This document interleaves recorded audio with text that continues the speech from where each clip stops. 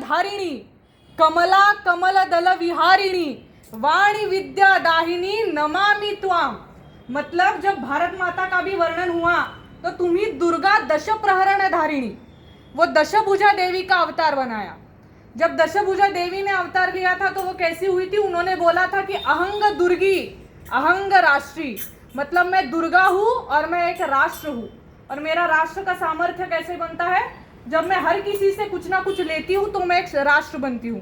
जैसे मैंने विष्णु से उसका शंख लिया है, ब्रह्मा से वेद लिए हैं, शंकर से उसकी शक्ति ली है, वैसे एक राष्ट्र का है।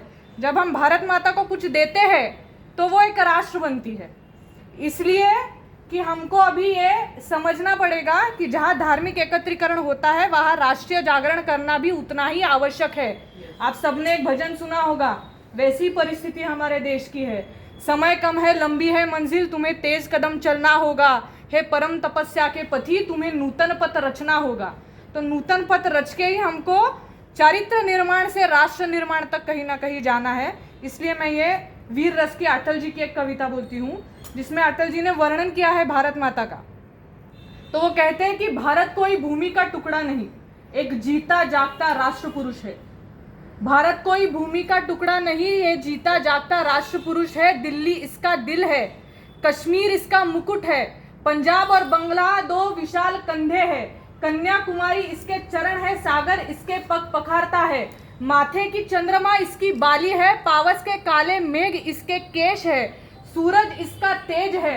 ये वंदन की धरती है, अभिनंदन की धरती है, ये अर्पण की भूमि है, ये तर्पण की भूमि है। इसकी नदी नदी हमारे लिए गंगा है, इसका कंकड़ कंकड़ हमारे लिए शंकर है।